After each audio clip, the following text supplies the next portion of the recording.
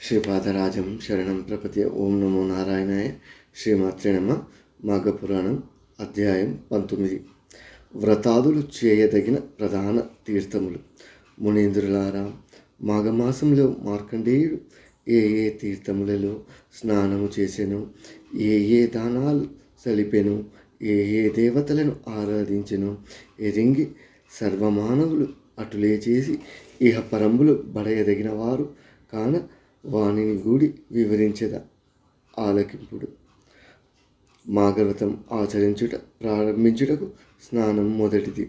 పవిత్రములైన నదులందు ఆ వ్రతాదులు ఆచరించిన శ్రేయంబగును.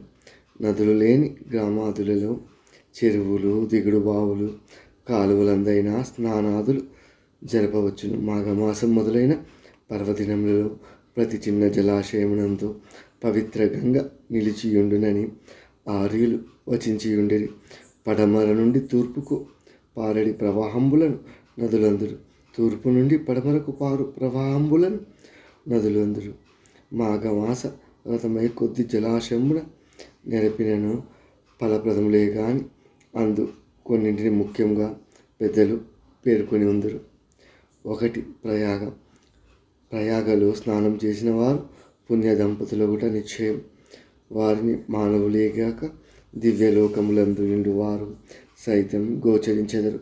శాస్త్ర పురాణం ముందుగా ప్రాముఖ్యమైనదని తెలుపుచున్నది. 2. నైమిషారణ్యం. సత్యయాగాది క్రతువులు ఆచరింప ఈ ప్రదేశం యోగ్యమైనది. మహాత్ములెందు నివసింతురు. ఈ క్షేత్రం నిమి చక్రవర్తికి ఆధ్యాత్మచింతకు ఉదాహరణ. 3. శమంత పంచకం. దివ్యులు ఇందు స్నానం చేయుదురు. ఇచ్చట మునిగిన వారికి భూలోకమున కలుగు కష్ట నష్టములు, నిష్ఠూరములు, విఘ్నములు ఉండవు. 4. కురుక్షేత్రం. ఆ బాలరుదులకు తెలిసిన మహాభారత సంగ్రామమునకు ఇది ఏ నిలవు. ద్వాపరయుగమున భీష్మ, ద్రోణ, కృష్ణాశ్వత్థామలు, విదుర, కర్ణ, సుయోధనులు అందరూ ఇచ్చటనే కైవల్యం నొందిరి. ఇందు 3.5 కోట్ల తీర్థములుండుటచే నిధి భూతల స్వర్గం వనియున్న శ్రీకృష్ణ పరమాత్మయే చెప్పియుండెను. మానవులు స్వయం కృతాపరాధ దోషముల నుండి విడిపించుటకు ఇందు స్నానం చేయవలెను. 5. గంగ. ఇచ్చట కాశీపురం జగత్ప్రఖ్యాతం. ఈ క్షేత్రపాలకుడు అన్నపూర్ణ సమేతుడైన కాశీ విశ్వనాథుండు. గంగా మహాపవిత్ర జలం. పాపులను పవిత్రులను చేయుటలో ఇచ్చటి మణికర్ణిక ఘట్టములు మిగులు ప్రశస్తమైనవి. ప్రసిద్ధి పొందిన హరిశ్చంద్ర ఘాట్ కూడా ఉంది. అవంతి. 6. మాఘమాస వ్రతం ఈ దివ్యస్థలమును నెరవేర్చిన పుణ్యమూర్తులకు ఆ పరమేశ్వరుడు సమస్త దోషములను బాపి మోక్షంబు ప్రసాదించును. 7. అయోధ్య. సూర్యవంశపు రాజులైన రఘువు, మాంధాత, దిలీపుడు, హరిశ్చంద్రుడు, శ్రీరామచంద్రుడు మొదలైన వారందరికీ నగరం జన్మభూమి. ఇందు మహాపునీతమైనది సరయూ నది ప్రవహించుచున్నది. సరయూ నదిలో శుద్ధులై దేవతర్పణము, పితృతర్పణములు చేసిన వారు ప్రపంచమున యశోభాగ్యములను అనుభవించుటయేగాక ముక్తిని కూడా పొందెదరు. ఇచ్చట పితృతర్పణములు వదిలినచో 22 తరములు పితృదేవతలు దైవానుగ్రహం స్వర్గస్థ వాస్తులయ్యెదరు. అంటే ఇక్కడ సరయూ నదిలో పితృతర్పణం చేసిన 22 తరముల వారు పితృదేవతలు దైవానుగ్రహం స్వర్గవాసులు అయ్యెదరు. 8. మధువనం. ఇచ్చట జలములలో మాఘ స్నానము వ్రతము జరిపిన వారికి ఇహ ఫలంబులు లభించును. ఇది నిశ్చయం. 9. యమునా నది. సూర్యదేవుని పుత్రిక యమున ఆ రూపమున ప్రవహించుచున్నది. యమధర్మరాజు ఈమెకు సోదరుడు. శ్రీకృష్ణునకు ఆత్మీయమైన చల్లని నీటితో ప్రవహించుచుండెనని పౌరాణికాలు వచించుచుండిరి. ఇచ్చట స్నానాదులు చేయువారికి సర్వసంపదలతో వైకుంఠ ప్రాప్తి నిశ్చయం. 10. ద్వారక.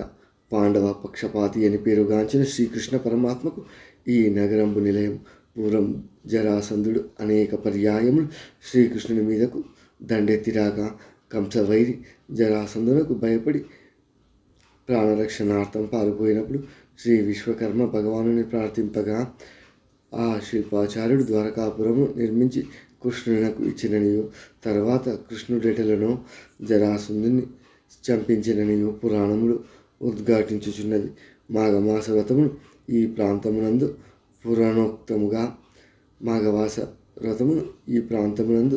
పురాణోక్తముగా చేసిన వారికి, పితృతర్పణములిచ్చు వారికి స్వర్గ సౌఖ్యములు, కొంగు బంగారములు అనుటలో ఎటువంటి సంశయము లేదు. 11 మాయావతి. ఈ ప్రదేశంబున మహాప్రహారిణి ఎనంబడినది పారుచున్నది. ఆ ప్రవాహమున స్నానవ్రతములు చేసిన వారికి పాపముల నుండి విముక్తి పొందుదురు. మల ప్రహారిణి నామం ఈ నదికి సార్థకం. 12 సరస్వతి నది. ఇందు మునుగుచు ఇచట మాఘమాస వ్రత దానములు చేసిన వారికి సరస్వతీదేవి అనుగ్రహం ఇహపరములు లభించును. 13 కాశీ. పవిత్రమైన ఈ గంగా నదిలో స్నానం చేసి మాఘమాసం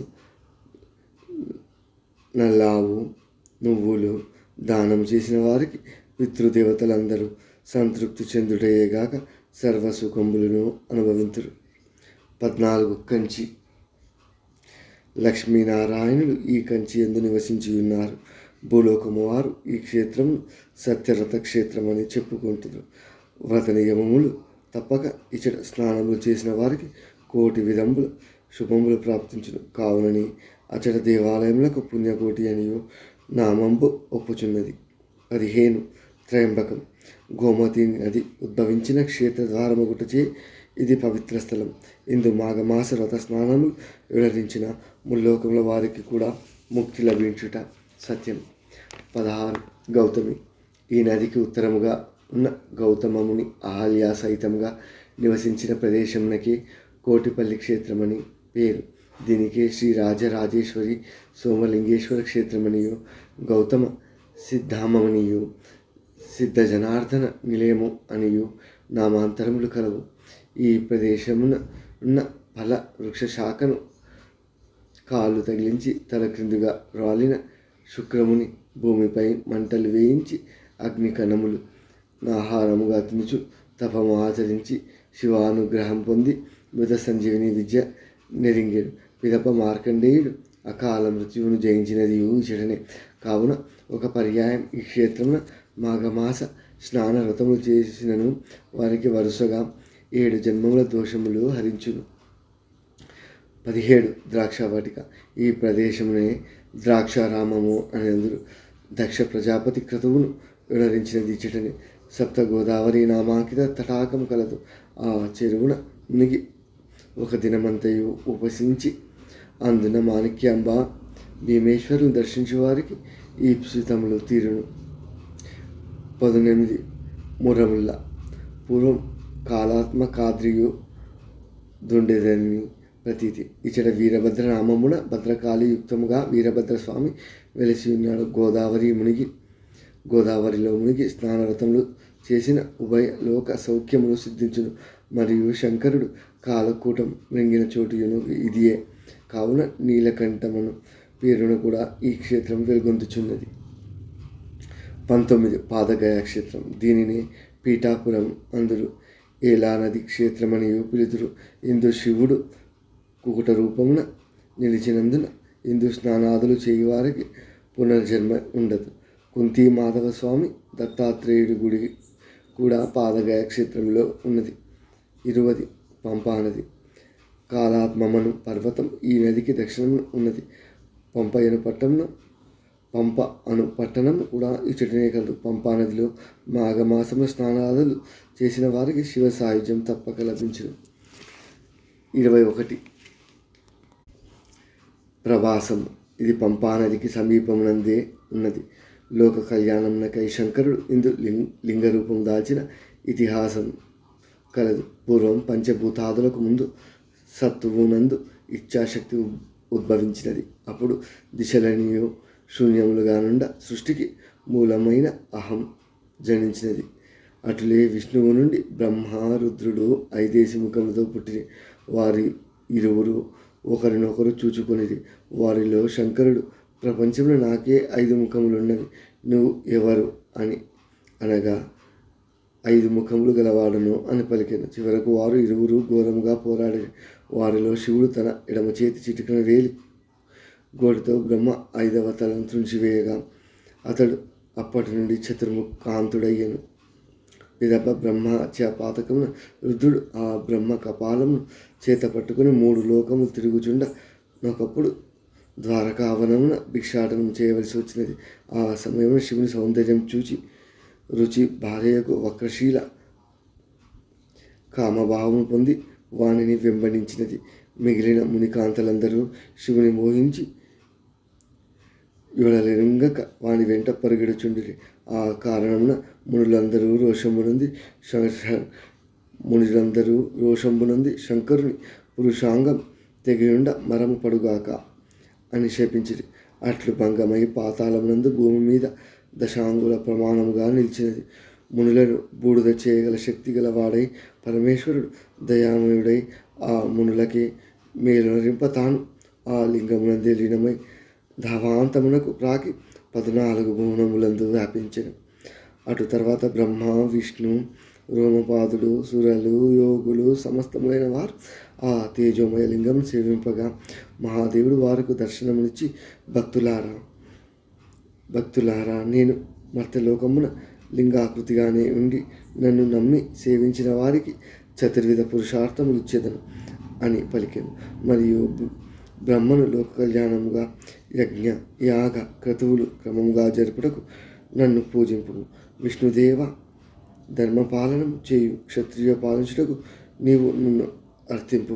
మునులారా మీలో కొందరు బ్రహ్మదేవునకు మరికొందరు విష్ణువునకు శిష్యులు కండు అని చెప్పి లింగమునందు ఐక్యమయ్యాను.